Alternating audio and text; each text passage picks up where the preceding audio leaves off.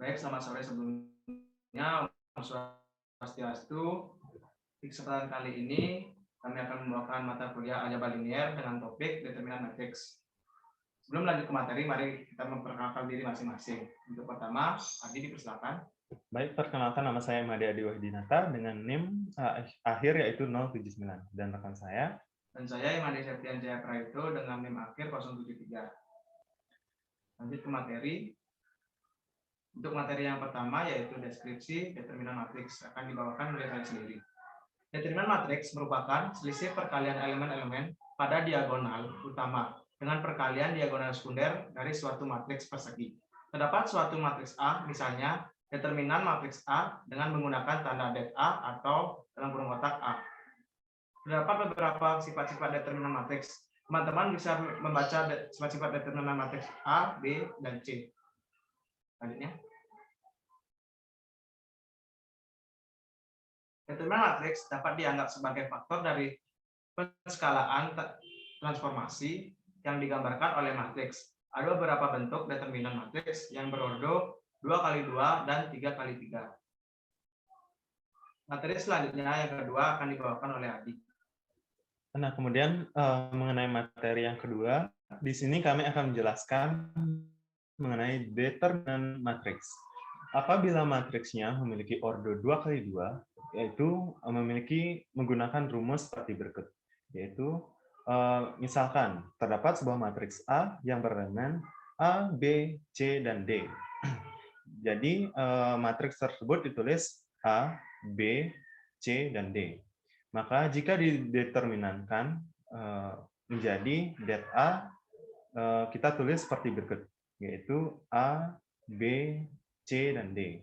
Nah, di sini kita melakukan perkalian dari kanan atas ke bawah, yaitu A dikali D dan dikurangkan dengan B dikali C. Nah, kita dapat menyatakan bahwa elemen A dan elemen D itu terdapat pada diagonal utamanya, dan elemen B dan C itu terletak pada diagonal sekunder. Nah, yang disebut dengan diagonal utama yaitu A dan D ini, sedangkan diagonal sekundernya B dan C ini. Nah, kemudian untuk menentukan determinan yang berordo 3x3, kita dapat menggunakan cara Sarus.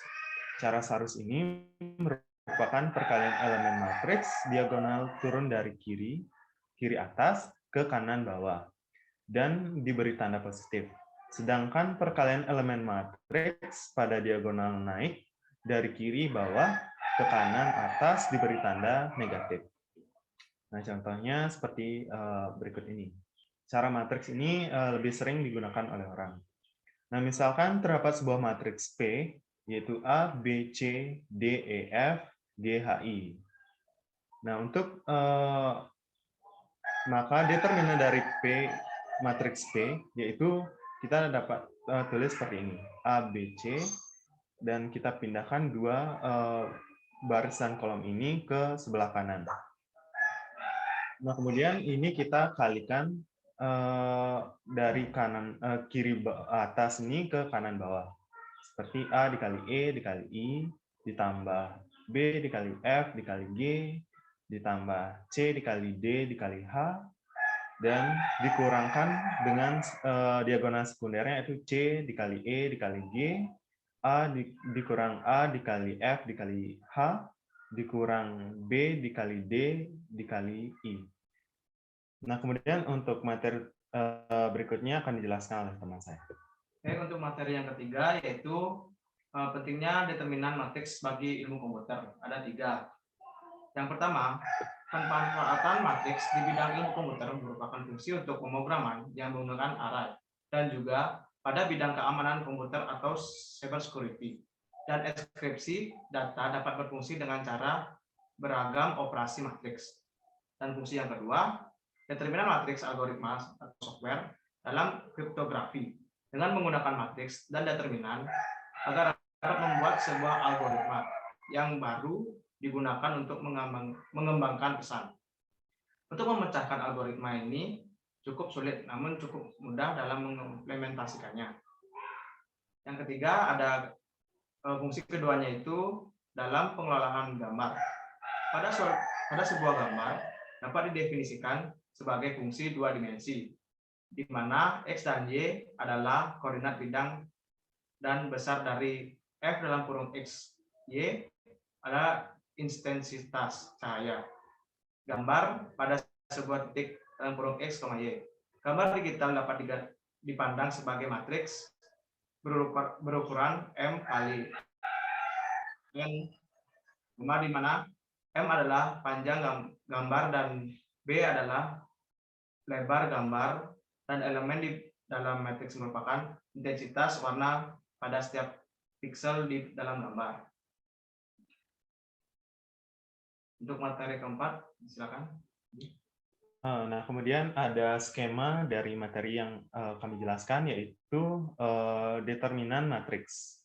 Di sini terdapat definisinya, kemudian ada sifat-sifat dari determinan matriks.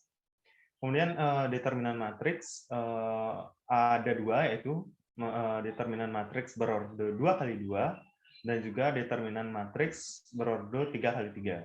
Nah, untuk determinan matriks 3x3 ini kita menggunakan cara Sarus. Kemudian terdapat juga sebuah penerapan determinan matriks di dalam ilmu komputer. Nah, kemudian materi selanjutnya akan dijelaskan oleh teman saya. Baik, di sini kami menyiapkan dua contoh soal. Untuk contoh soal pertama bisa dijelaskan oleh saya, dan contoh soal kedua dijelaskan oleh Adi. Yang langsung saja yang pertama.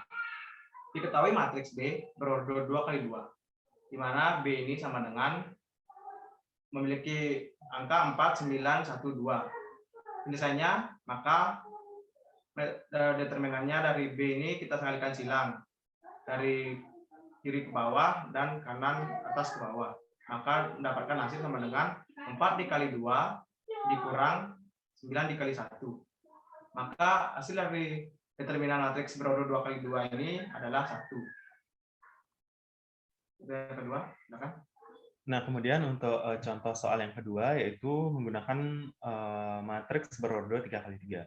Nah, di sini terdapat matriks C, yaitu min 9, 2, 1, 1, 3, 4, dan 4, 3, 0.